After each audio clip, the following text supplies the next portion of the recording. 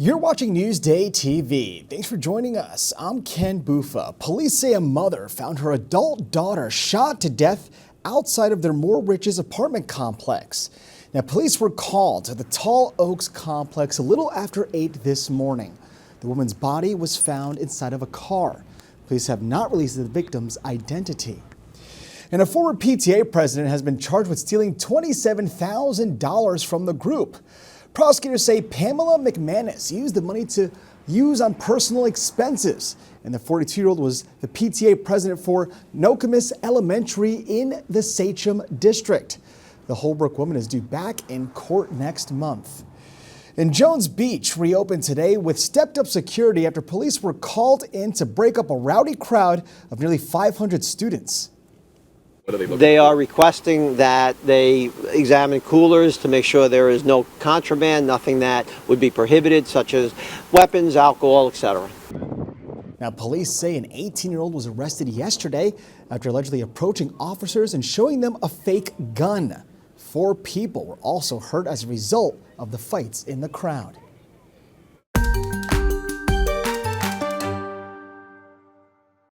Only in Newsday, the MTA is ending discount LIRR travel packages that includes destinations like Long Island beaches and wineries. Transportation reporter Alfonso Castillo explains why.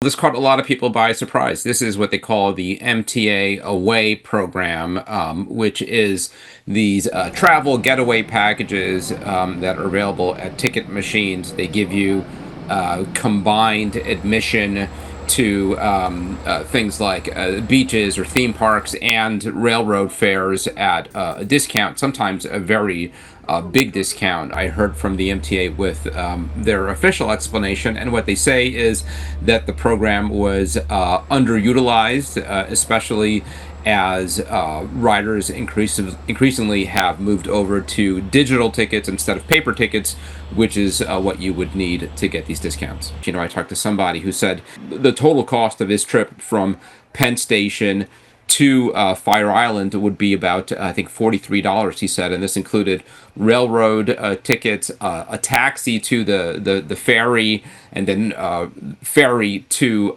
Fire Island. He said that's going to go up by $20, maybe more now, and he's just not going to go anymore. So for a lot of folks who counted on this discount, this is really bad news, especially as we head into the summer months.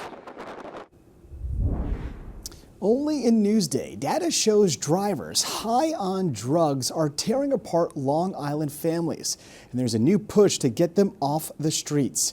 Virginia Huey continues our year-long investigation into Long Island's dangerous roads.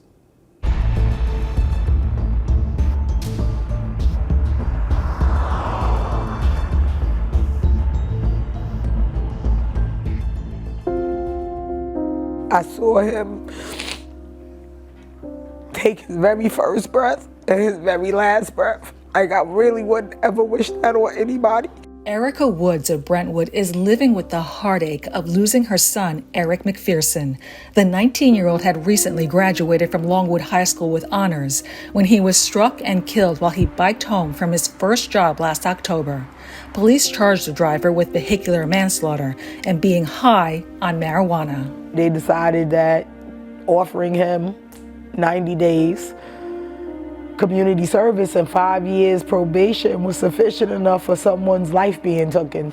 Experts say drug driving involving cannabis and all other drugs is a significant and growing problem on roadways. About 18% of fatal accidents statewide and 24% on Long Island had a drug-involved driver in 2023. There's a lot of things that they can do to prevent this. Wood says she supports the deadly driving bill, which prosecutors and some lawmakers are advocating for in Albany, that closes what they call loopholes in state law. Under current law, prosecutors can't pursue charges against drivers high on a drug that's not named on the state's controlled substance list, meaning individuals under the influence of newer or less common drugs, even if visibly impaired, often cannot be prosecuted. On top of that, drivers on any drug besides alcohol can currently avoid criminal charges if they refuse to take a blood, urine, or other chemical test, as long as they haven't injured anybody. Advocates of the deadly driving bill argue the legal loopholes in New York allow drug drivers to avoid accountability until a devastating accident happens. And as we all know, that list is growing. The list of impairing drugs is growing. Law enforcement can't possibly keep up. So by necessity, there is going to be a lot of loopholes where people, even though they're dangerous and they're impaired, they fall outside that public health law list. There needs to be more done from the political level. Theodore Mitchell's wife, Cynthia Mitchell, was killed on April 23, 2024, when police say a driver high on marijuana and speeding slammed into her car in Massapequa. She was killed instantly. Mitchell says his wife of 25 years was the heart of the family. He says tougher laws would serve as deterrents and save lives. You get in your car, you're drinking, or you're using drugs, you are committing yourself to hurting somebody, killing someone, and ruining your life. Opponents of the bill say it could lead to over-policing in communities of color, but Wood says tightening the law would help make roads safer and prevent other families from suffering. I don't want these rules in place, but children, loved ones are dying. For Newsday TV, I'm Virginia Huey. Let's read more about this story in our Dangerous Roads investigation. Go to Newsday.com, click Get More below the Newsday TV video box.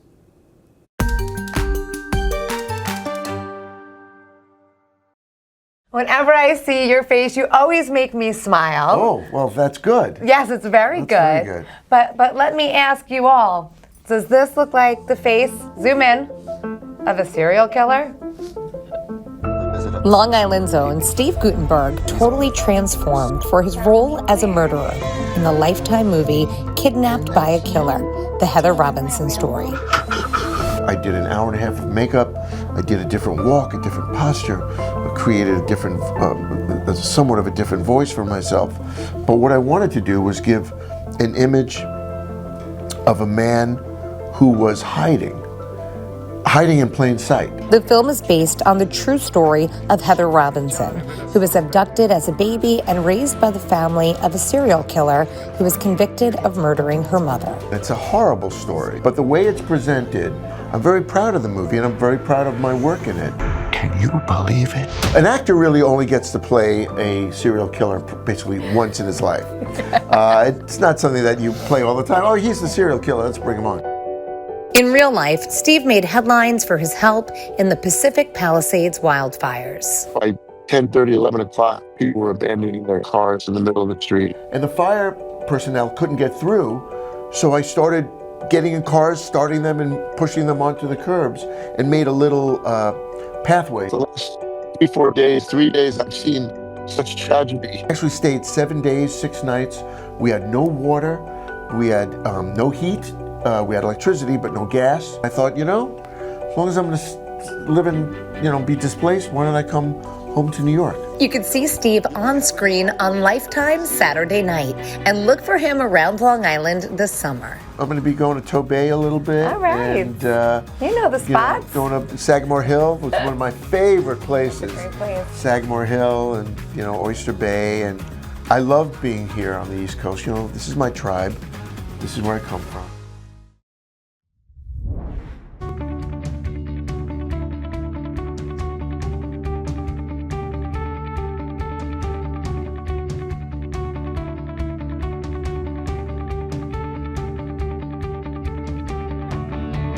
Feed Me is brought to you by Sarant Cadillac.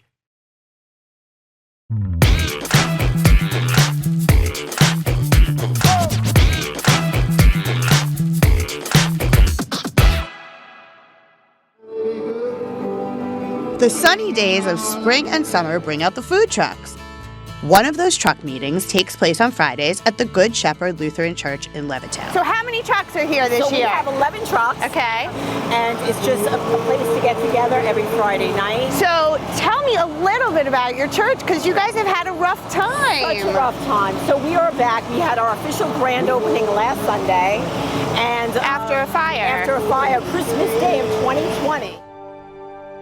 It's been a long and hard but rewarding journey for this event. The 4-alarm blaze tore through the roof and sanctuary of this iconic Levittown church, but the blaze and the water used to contain it left it badly damaged. Now, 5 years later, this Friday event celebrates the spirit of community. And what better way but with food? This pizza is from Serpico's Bread Company, which has their own fire-burning wood oven right there in the back of its truck. How amazing is that? Authentic Greek fries from the Authentic Greek food truck, a smashed Wagyu burger. That's a good burger! Here we are with Craig Stewart, who owns the Say Dip truck. It's in its first debut year here at the Levittown Trucks. Tell us a little bit about Say Dip. So Say Dip is everything dipped in chocolate. Strawberries, bananas, apples, pretzels, potato chips, and it seemed like the top seller right now is the warm cookies with the chocolate on top. And you also have Cone Depot here. That's everything served in a warm waffle cone. The only way to finish at a food truck festival of any size on any day is with a soft-serve vanilla ice cream cone. I'm Maria-Elena Martinez from NewsdayTV. All right, let's take a look at your weekend weather, shall we? It was a gorgeous day today, nice and hot, and tomorrow, well, there will be a bit of rain. We start off foggy and cloudy. Temps are dropping. They're in the low 70s. As for the 7-day forecast, you can see Saturday, again, a little bit of rain. Sunday clears out for Pride March in Huntington. And then next week, temps are going back up to 80s by the end of the week.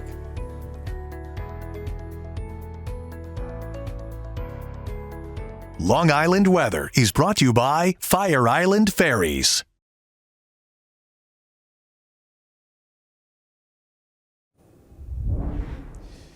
You're watching Newsday TV. For more on all the stories you've seen here today, head over to Newsday.com. I'm Ken Buffa. Thank you so much for joining us and have a great weekend.